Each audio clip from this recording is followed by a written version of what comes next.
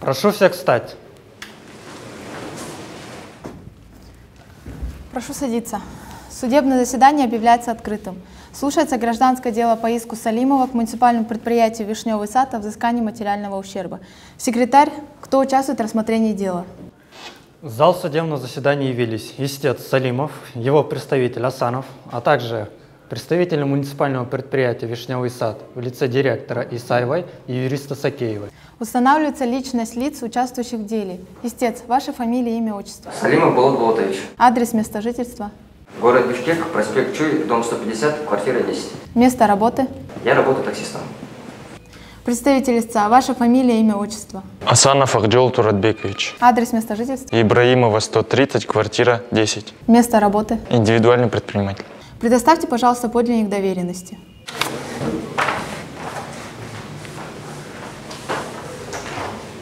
Представитель ответчика, ваша фамилия, имя, отчество.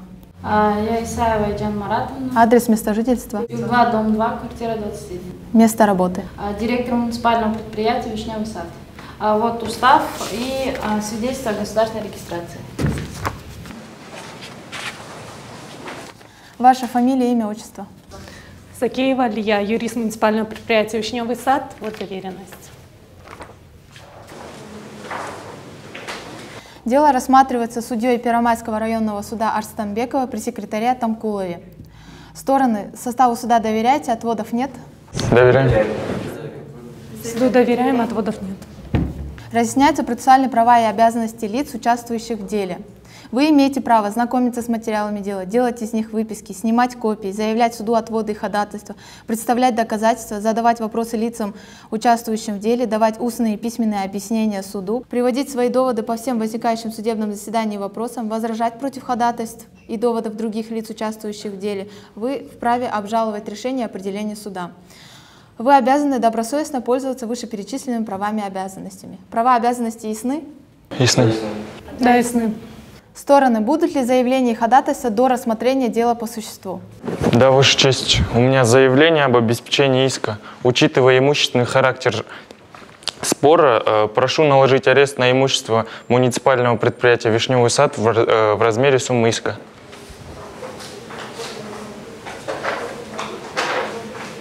Мнение представителя ответчика по заявленному ходатайству. Возражаем, Ваша честь. Муниципальное предприятие «Вишневый сад» ежедневно пользуется расчетным счетом для осуществления деятельности. Это платежи, закуп оборудования, заработная плата работников. Наложение ареста может полностью блокировать деятельность предприятия. Суд удаляется в совещательную комнату для вынесения определения. Прошу всех встать. Прошу всех встать. Оглашается определение суда. Первомайский районный суд города Бишкек в составе председательствующей Арстамбекова при секретаре Тамкулове, рассмотрев в открытом судебном заседании с участием сторон ходатайства представителя истца о принятии мер по обеспечению иска, установил: Салимов обратился в суд с иском к муниципальному предприятию «Вишневый сад» о взыскании материального ущерба. В судебном заседании до рассмотрения дела по существу представитель истца заявил ходатайство о принятии мер по обеспечению иска в виде наложения ареста на расчетный счет ответчика в пределах суммы иска. Представители ответчика возражали против наложения ареста на счет. Выслушав пояснения сторон, суд приходит к следующему. Согласно статье 140 Гражданского процессуального кодекса Кыргызской Республики, по заявлению лиц, участвующих в деле, суд может принять меры к обеспечению иска. Обеспечение иска допускается во всяком положении дела, если непринятие таких мер может затруднить или сделать невозможным исполнение решения суда. Учитывая, что истцом предъявлен иск имущественного характера, суд считает ходатайство о наложении ареста подлежащим удовлетворению. На основании изложенного и руководствуясь статьями 140-143 Гражданского процессуального кодекса Кыргызской Республики, определил: заявление о принятии мер по обеспечению иска удовлетворить, наложить арест на расчетный счет муниципального предприятия «Вишневый сад», находящийся в Кыргызинвестбанке в пределах суммы 349 880 сомов. Определение подлежит немедленному исполнению.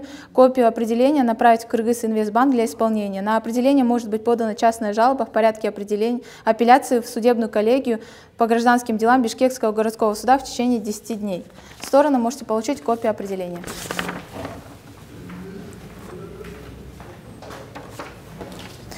У сторон будут ли другие заявления и ходатайства? Нет, Ваша честь. Нет. Переходим к рассмотрению дела по существу. Оглашается исковое заявление. В Первомайский районный суд с иском обратился Салимов к муниципальному предприятию «Вишневый сад» о взыскании материального ущерба, указывая, что 1 марта 2017 года в 12 часов дня Салимов, управляя автомобилем марки BMW 320 госномером Е0132А, двигаясь в восточном направлении по проспекту Чуй, совершил поворот во двор дома номер 172. В момент совершения указанного маневра на автомобиль упало дерево, спил которого осуществляли работники муниципального предприятия. Просит взыскать с муниципального предприятия «Вишневый сад» сумму материального ущерба в размере 349 880 сомов. Истец, поддерживаете свой иск? Да, Ваша честь, поддерживаю в полном объеме. Представители ответчика, признаете иск? Иск не признаем, просим в удовлетворении отказать. Стороны, есть ли возможность окончания дела миром? Нет, Ваша честь. Представители ответчика. Нет, учитывая, что мы иск не признаем, они настаивают, возможность окончания дела миром исключена. Пожалуйста, истец и его представитель, ваше пояснение суду по существу заявленных требований.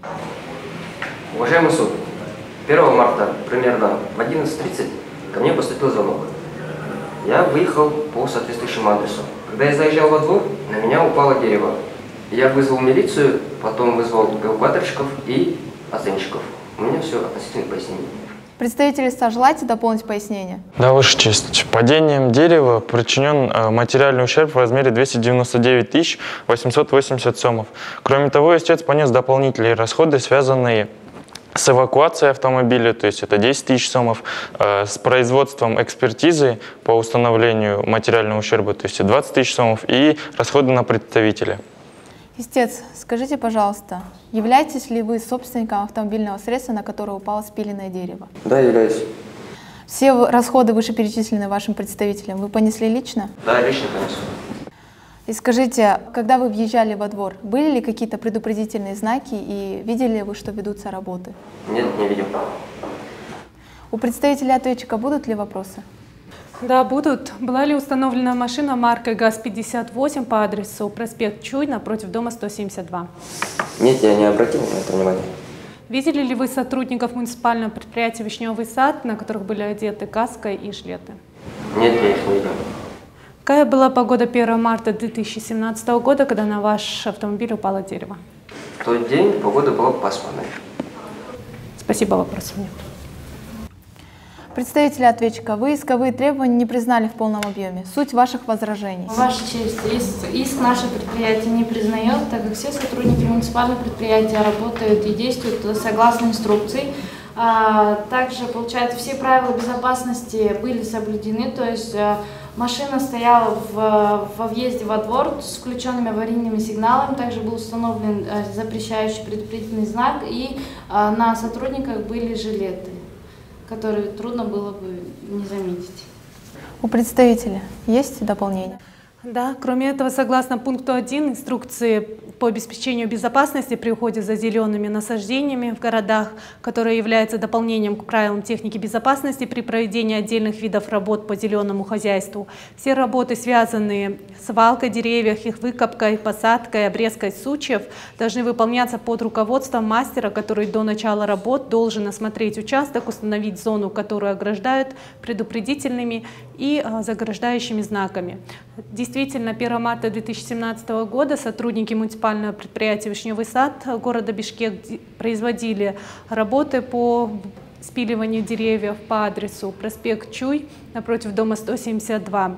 На месте проведения опасных работ были приняты все меры безопасности. Была установлена машина маркой ГАЗ-58 на проспекте Чуй перед поворотом во двор, передом встречному движению с включенным аварийным сигналом. Также были установлены соответствующие предупредительные знаки, и сами сотрудники были одеты в жилетках и касках. Таким образом, Салимов полностью проигнорировал данные меры, которые предусмотрели сотрудники муниципального предприятия «Вишневый сад». Помимо этого, в этот день был очень сильный порывистый ветер, который столкнул предупредительный знак, запрещающий въезд во двор. Скажите, что представляет собой предупредительный знак, который установили ваши сотрудники? Это знак на определенных ножках круглой формы, на которой изображен белый прямоугольник, означающий въезд запрещен. У ИСТА представителя будут ли вопросы? Да, Ваша честь. В каких правоотношениях вы состоите со своими сотрудниками? С нашими сотрудниками был заключен трудовой договор. Спасибо, вопросов нет. У сторон будут ли дополнения к вашим пояснениям или вопросы друг к другу? Дополнений нет. Нет, дополнений нет. Тогда нам необходимо установить порядок исследования доказательств, мнение лиц, участвующих в деле, истец его представителя. Ваша честь, прошу допросить свидетеля, то есть это клиентка, которая вызвала истца, она проживает по адресу проспект Чуй, 172, ее зовут Болотбекова Асем Болотбековна, явка обеспечена. Кроме того, прошу приобщить заверенную копию отказного материала Ленинского РОВД.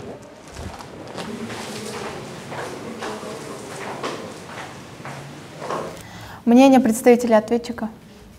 Не возражаем и просим, чтобы суд допросил свидетеля с нашей стороны. Это Алишеров Азиз Исмаилович, сотрудник муниципального предприятия «Вишневый сад», который непосредственно производил работы в тот день. Истец его представитель, ваше мнение. Возражений нет. Выслушав мнение сторон, суд, совещаясь на месте, определил установить следующий порядок исследования доказательств. Допросить свидетелей, огласить материалы дела. Секретарь, вызовите свидетеля Болотбекову. Приглашается свидетель Болотбекова. Здравствуйте, ваш документ, удостоверяющий личность. Ваша фамилия, имя, отчество. Болотбекова Асем Болотбековна. Адрес, место жительства. Проспект Чуй, 172. Вы вызваны в суд для дачи показаний в качестве свидетеля. Вам разъясняется ваша обязанность давать правдивые показания, отвечать на вопросы суда и лиц, участвующих в деле. Вы предупреждаете об уголовной ответственности за отказ от дачи показаний, за дачу заведомо ложных показаний в соответствии со статьей 330-331 Уголовного кодекса Кыргызской Республики, о чем можете дать подписку секретарю судебного заседания.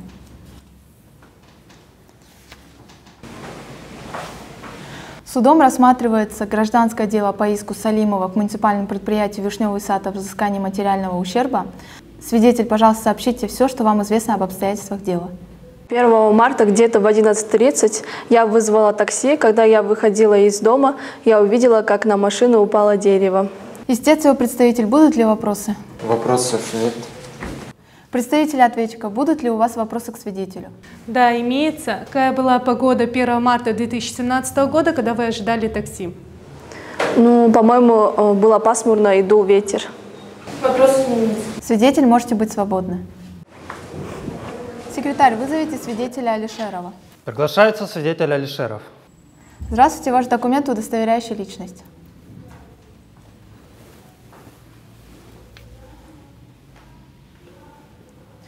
Ваша фамилия, имя, отчество. Алишеров Азиз Исмаилович. Адрес, место жительства. Город Бишкек, улица Медерова, 118-71. Вы приглашены в суд для дачи показаний в качестве свидетеля. Вам разъясняется ваша обязанность давать правдивые показания, отвечать на вопросы суда и лиц, участвующих в деле. Вы предупреждаете об уголовной ответственности за отказ от дачи показаний, за дачу заведомо ложных показаний в соответствии со статьей 330-331 Уголовного кодекса Кыргызской Республики, о чем можете дать подписку секретарю судебного заседания.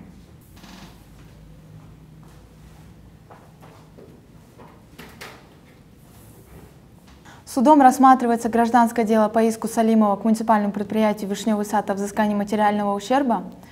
Пожалуйста, свидетель, скажите все, что вам известно об обстоятельствах дела. 1 марта 2017 года мы с бригадой, то есть моим коллегой, выехали на участок по адресу проспект Чуй, 172 для спиливания аварийных деревьев. Приехав на участок, перед тем, как начать работу, в целях безопасности лично мною был установлен предупредительный знак о том, что там ведутся ремонтные работы. Также я припарковал наш служебный автомобиль около заезда во двор и включил аварийный сигнал. Дальше я присоединился к коллеге, и мы начали свою работу. Во время спиливания одного из деревьев неожиданно во двор заехал автомобиль, и спиленное нами дерево упало прямо на этот автомобиль. У представителя ответчика будут ли вопросы? Сколько человек производили работы по вырубке деревьев? Двое, нас было двое. Уточните, пожалуйста, вы помогали своему коллеге во время вырубки деревьев? Да, помогал. Я вас правильно понимаю, вы установили знак и пошли помогать своему коллеге? Да, совершенно верно. Какая была погода 1 марта 2017 года, когда вы производили данные работы? Когда мы производили работу, мы приехали утром погода была ясная, а во время аварии, ближе к обеду, погода изменилась, она была пасмурная. Спасибо, вопросов нет. У истца представителя будут ли вопросы к свидетелю? Кем был установлен знак и каким образом он был установлен? Знак устанавливал я. Он был установлен посередине дороги. Он стоял на ножках. Контролировал ли кто-нибудь наличие знака на месте? Знак стоял, просто во время аварии мы не обратили внимания. Мы пошли к водителю помогать. Можно ли осуществлять работу по спилу деревьев в такую погоду, то есть в пасмурную погоду с сильным ветром? По инструкции не предусмотрено, под какую погоду мы будем работать. Вопросов нет, спасибо. Свидетель, можете быть свободны. Оглашаются материалы дела.